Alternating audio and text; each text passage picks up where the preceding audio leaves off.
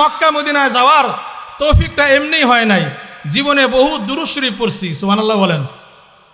জীবনে বহুত দুরূদ শরীফ পড়ছি আর আল্লাহর কাছে কইছি, আল্লাহ মালিক রে, টাকা নাই, পয়সা নাই, পাখির মতো ডানা নাই, ও মালিক মক্কা মদিনা নসিব না করায়া মৃত্যু দিও না। দুরূদ শরীফ পড়ছি, কেমন করে দুরূদ শরীফ পড়ছি রে বাবা, দিলের ভিতরে শুধু এই কথাটা আঁকছি, কল্পনা করছি মক্কাটা জানি কিরকম, মদিনা জানি কিরকম, আমার নবী মায়ার নবী জানি কোন জায়গায় শুয়া আছে।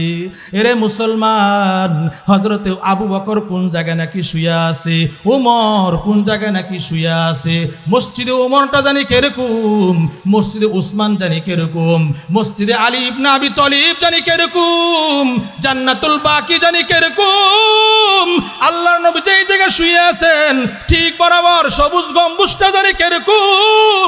শুধু কল্পনা করতাম আর দুরূদ শরীফ পড়তাম আর মালিকরে কইতাম, মালিক রে জীবনে একবার হলেও মক্কা মদিনা নসিব করায়ও। আমার নবী যেই মদিনায় হারছেন, মদিনার দুলাবালিগুলো শরীরে লাগছে, ওই বালিগুলো আমারে মাগার তৌফিক দিয়া দিও মালিক রে। যদি সশরীরে যাওয়ার তৌফিক না দাও তাহলে স্বপ্ন যুগ নবীর একবার দেখাইও। এইভাবে আল্লাহ তাআলার কাছে কান্নাকাটি করছি আর বলছি, আল্লাহ তুমি মক্কা কেন বানাইছ, তুমি মক্কা কেন বানাইছ, তুমি মদিনা কেন বানাইছ? আমি তো তোমার বান্দা নালায়েক। ওই মক্কা তওয়াফ না করায়া ওই সাফা মারওয়া, ইন্নাস সাফা ওয়াল মারওয়াতা মিন শাইরিল্লাহ, ওই মক্কা আর মদিনা, ওই সাফা আর মারওয়া তওয়াফ না করায়া, সাই না করায়া তুমি আমার অদমকে আল্লাহ দুনিয়া থেকে বিদায় নিও না। রাত্রেবেলা দুরূদ শরীফ পড়তাম আর আল্লাহর কাছে চাইতাম। এরে যুবক ভাই, এরে দাড়ি পাকা বাবা, আমার আল্লাহর কাছে চাইলে আল্লাহ কখনো বান্দারে ফিরায় দেয় না। আমার আল্লাহ বলছে, বান্দা আমার কাছে চা, ওয়াইদা সালাকা ইবাদি আন্নী ফাইন্নী করিব উজিবু দাওয়াতাদ দাঈ ফাইদা দাআন। ও নবী হে, আপনি জানায়া দেন পৃথিবীর মানুষদেরকে, তারা যেন আমার বান্দা আমার কাছে চায়, আমি ছাড়া কে তাদেরকে দিবে।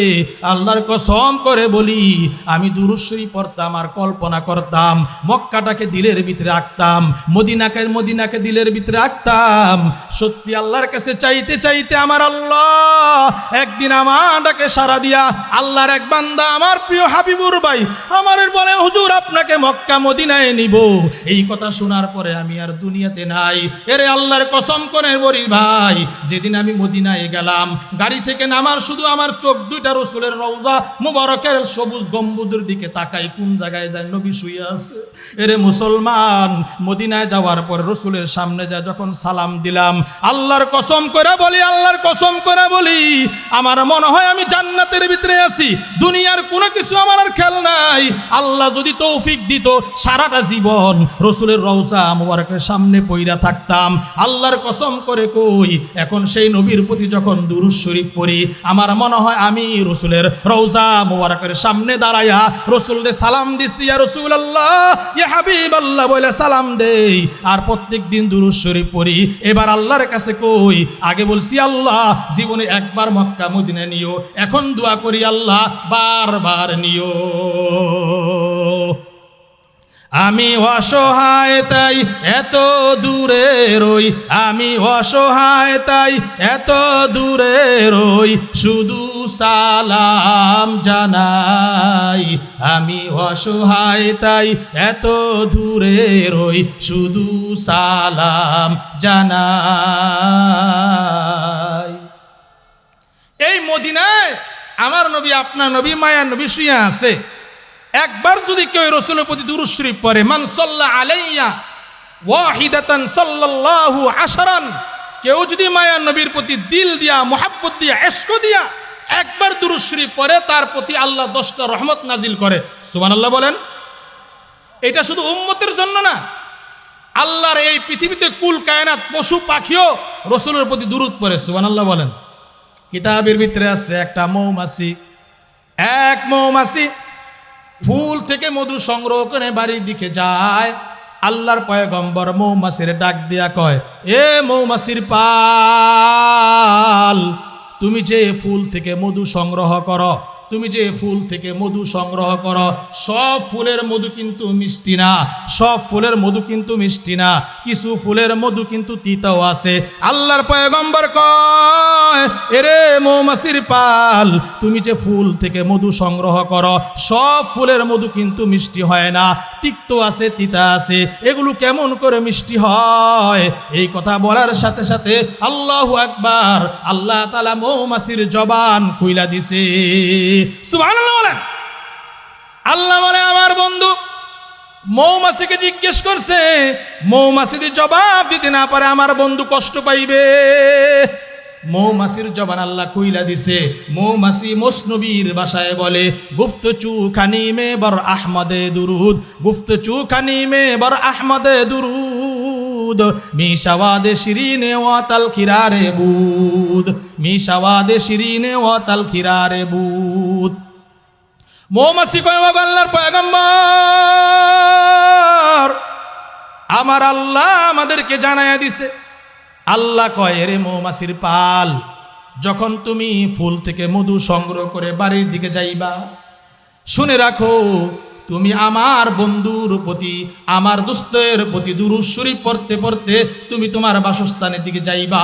ও গো আল্লাহর পয়গম্বর, আল্লাহর এই আদেশ, যখন আপনার প্রতি দুরূদ শরীফ পড়ি আর ফুল থেকে মধু সংগ্রহ করে যখন বাড়ির দিকে যাই, ওই তিক্ত, ওই তিতা মধুগুলো সুমধুর মিষ্টি আর রোগীদের জন্য শেফা হয়ে যায় নবী আপনার প্রতি দুরূদ শরীফ পড়ার বরকতে।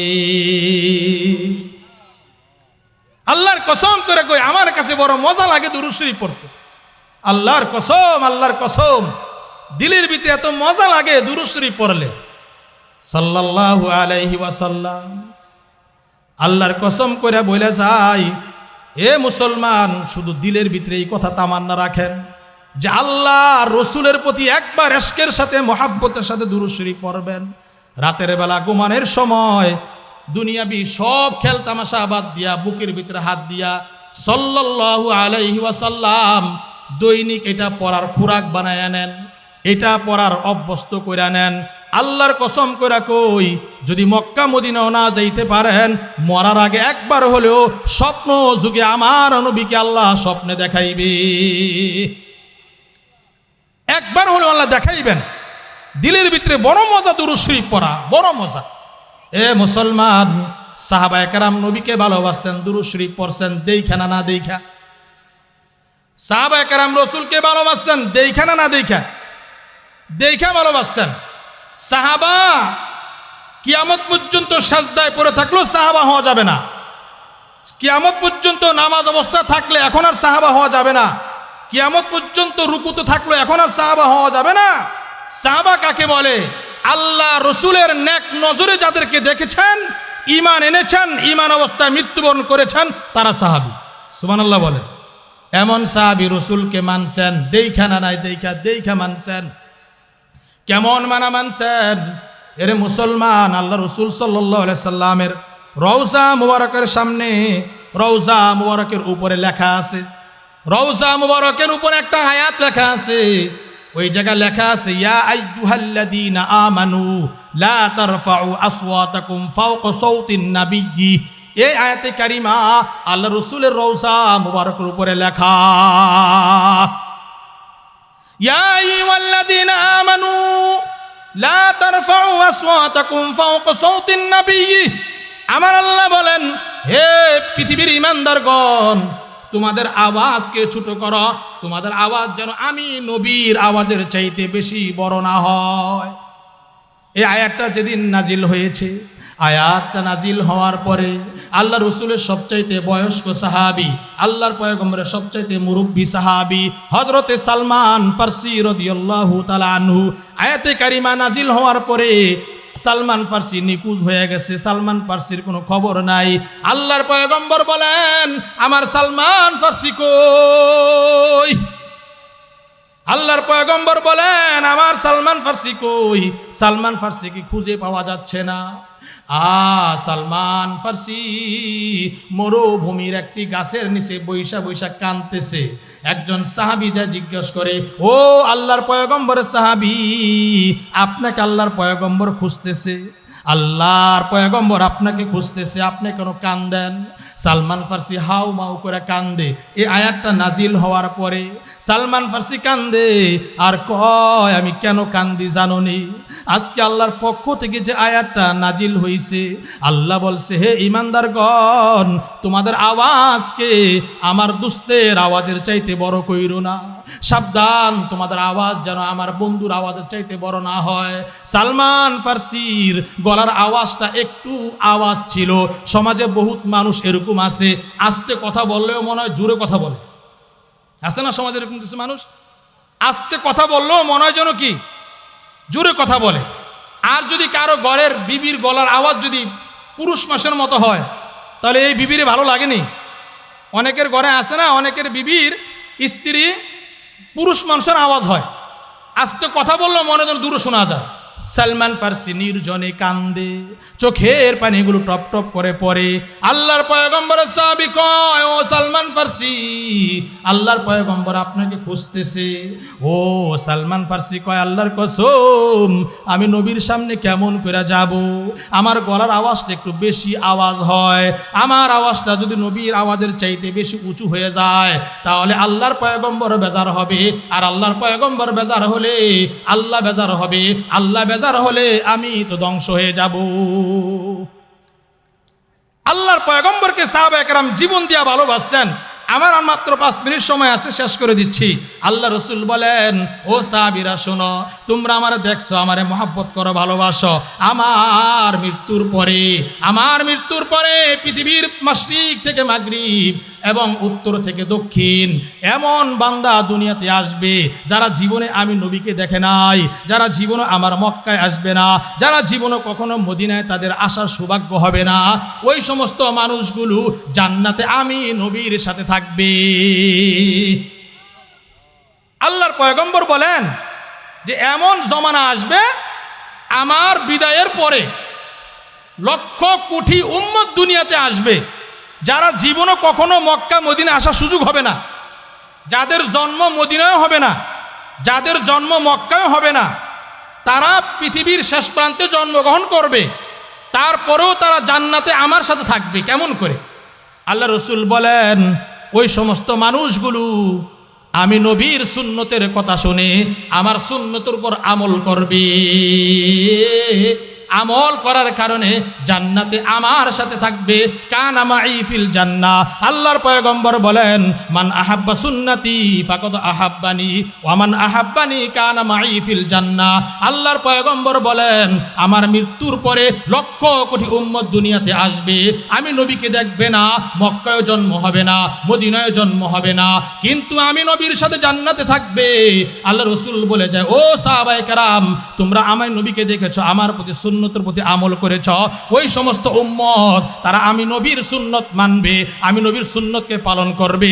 আর সুন্নতকে পালন করার পরে আমি নবীকে না দেখে মক্কায় মদিনায় জন্ম না হওয়ার পরেও, আমি রওজার সামনে সালাম না দেওয়ার পরেও তারা জান্নাতে আমার সাথে থাকবে। কেমন করে থাকবে? আল্লাহর পয়গম্বর বলেন, মান আহাব্বা সুন্নতি ফাকাদ আহাব্বানি ওয়া মান আহাব্বানি কানা মাই ফিল জান্নাহ। এরে মুসলমান, আল্লাহ রসুল কোথায়, আমি কোথায়? রসুলের সুন্নত কোথায়, তুমি কোথায়, আমি কোথায়? তু কুজা ও সুন্নতে আহমদে কুজা বা মুহাম্মদে কাইবুতে নসবতে তুরা কারে শয়তামি কুনি নামত ওলি বর ওলি ই আস্তলানতে ওলি। ইনশাআল্লাহ সুন্নত মানবো তো ইনশাআল্লাহ। ইনশাআল্লাহ একটা সুন্নতকে নিজের জীবনে গড়ায় নেই। মেসওয়াক একটা দামি সুন্নত, এই মেসওয়াক ইনশাআল্লাহ প্রতিদিন করব, রসুলের সুন্নত জিন্দা করব। আর দাড়ি কে কে কাটবো হাত উঠায় দেখাই। আগামীকাল দাড়ি কে কে কাটবো? আলহামদুলিল্লাহ কেউই নাই। তাহলে কোন সাবধান, ওয়াদা করে গেছেন আজকে মাহফিলে, ওয়াদা করে গেছেন দাড়ি কাটবেন না, রসুলের দাইমি সুন্নত, এই সুন্নত জিন্দা করেন। একটা মাত্র সুন্নত যা আমার আপনার মনের সাথে যাবে, সেটা রসুলের দাড়ি সাল্লাল্লাহু আলাইহি সাল্লাম। আল্লাহ মানার তৌফিক দান করেন। ওয়া আখিরি দাওয়ানা আনিল হামদুলিল্লাহি রাব্বিল আলামিন।